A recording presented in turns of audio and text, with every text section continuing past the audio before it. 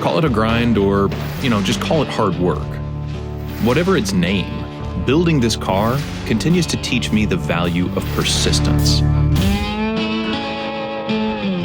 This process of making something that, up to now, has only existed in my imagination, offers plenty of opportunities to quit. And truthfully, I don't know what I'm supposed to do, but I have a growing sense of what I can do.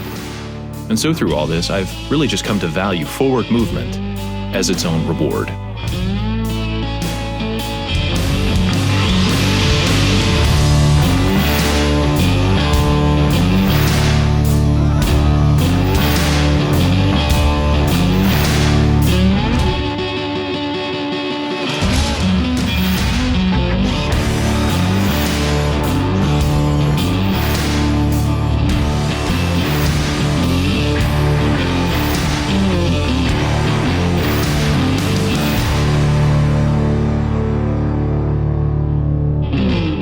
Hey y'all, we are on the third and final episode for basically setting up this inner wheelhouse for the Willomet Charger. Believe it or not, I thought I could do this in one video originally, and then as I started going and doing the work, I was like, nah, there's three distinct segments. The first one being rounding out the flat section on the AMD mini-tubbed house. That's what this piece is. Then we added a little bit to the front to about a half, 3/4 of an inch to get the profile to match the frame. And now we're going to flange this inner part to make it mount to the top of the frame in a semi-factory kind of way. It's a really warmed over repop of an inner wheelhouse but at the end of this, we should have something that kind of looks factory-ish, and I think will be a little bit more subtle than just popping in a set of builder tubs. So let me show you what we have done to prep so far. You saw me marking and transferring some lines and doing a little bit of trimming. This upper line right here, that is in line with the top of the frame. This down here, this lower line is about an inch lower, and that's going to be the edge of the flange. I will use this bead roller, and we'll show you the beads in a second, or the dies in a second that I'm going to use, and we're going to, along this upper blue line, flange out, then be able to trim it down. I think I wanted to end up at 3/4 or 7/8 of an inch on the flange. I'm just basically duplicating what I did over on the other side. I kind of like the idea of using the bead roller with, you should use a tipping die to be able to run along this and then flange it out and a little bit of stretching, and I think you'll get the right profile. Plus, it'll be the same material as the rest of the wheelhouse. And so we're going to use my Eastwood, pretty inexpensive, they're 8-inch heavy-duty roller for this. And I'll be the first to tell you, I do not have a tipping die. I did not want to stop my progress over there and go buy a specific die.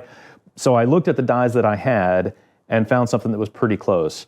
And I ended up comboing this step die on the top and then a wider step die on the bottom. And it works pretty good. All I really need to do with this is to be able to set a bend path. And then we're gonna work the rest of it on the shop bag and the English wheel. And from there, I don't want to make it sound too simple, but it's just more time, more patience, and more application of a couple of key tools. Just one other little point of detail, if you've got one of these mini bead rollers like I do, you need to have your tools out, 18 millimeter to be able to tighten down this bearing block, and then a 10 millimeter to tighten down the adjuster. This guy, see that wiggle? That's because the threads they kind of come loose. This is a value tool, right? It's not super expensive. So we're gonna adjust to where we want, give it a little bit of pressure, and then tighten down the block. Just a point of detail to make sure that you don't wear out this adjuster screw earlier than you have to, all right? All right, so basically getting the upper die right on the inside of the blue line, but I just really want to scribe this, generally speaking. So I'm starting here in the middle of a long run. I'll go this direction and then see if I can set it up. I will have to move this halfway through because as I rotate this around, because I'll have to have an upward bending motion, I'm going to hit the table. So you kind of got to, at least the way I've got this set up now, plan it in two parts.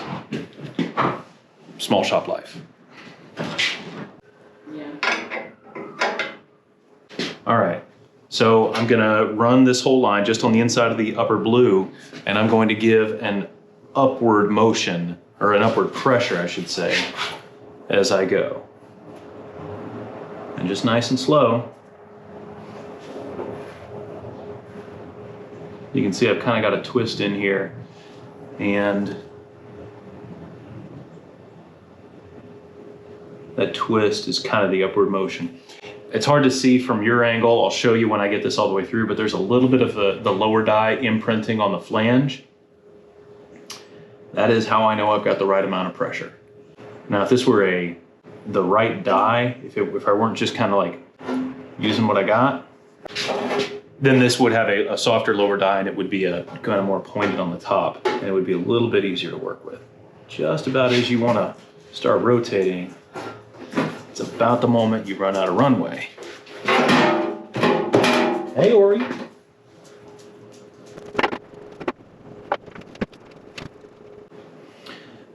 Now, a tipping die really is the right way to do this, and I'm not talking trash against having a tipping die, but if I'm being honest, I'm not going to buy more dies for this little bead roller.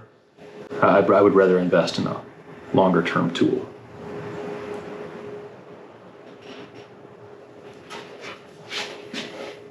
This is where the fender, the wheelhouse, gets pretty heavy over there, so kind of got to keep it in balance, but it's almost doing the tipping for you.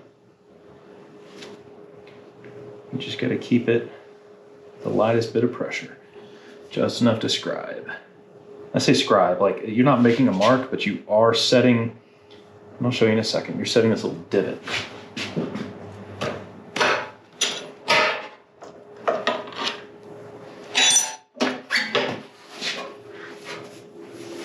Bang. Okay, the terror is over. This is honestly, for me, the most stressful part of the whole process is getting this line scribed. I keep calling it scribed because I don't know what else to call it. If we were using the correct thing, a tipping die to get the line marked or whatever, I don't know. This combo, at least it's just the bend line is marked. So when I go over to the workbench now and start banging it through, it'll bend on that line. You know, the bead roller really just gets this process started. From here, it's my favorite bossing mallets and body hammers that do most of the work to form the edge.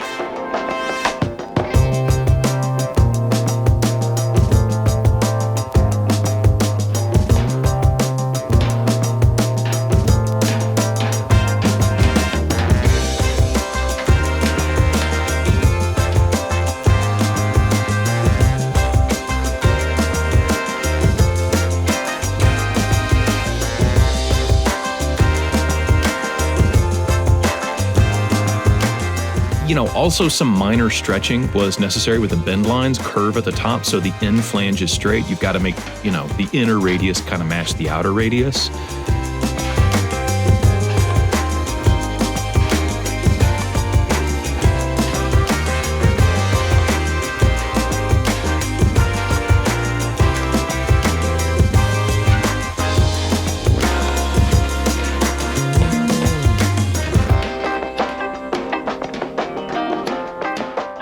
And if you've watched the evolution of the wheelhouse to this point, you know it's been quite a learning experience.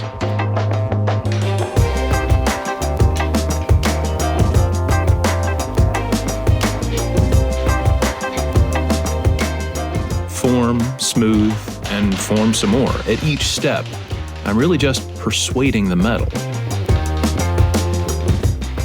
It's just kind enough to agree with me.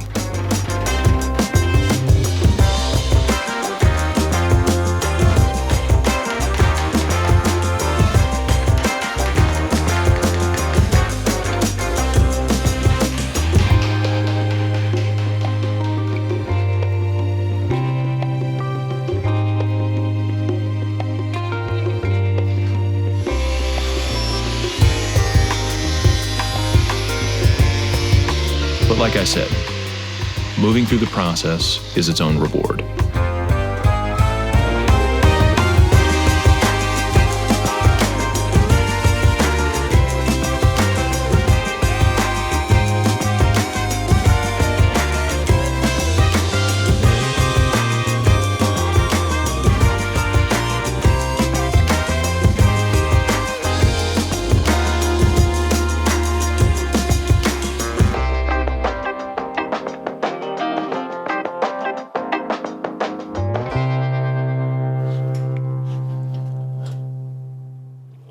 I'm pretty happy with that.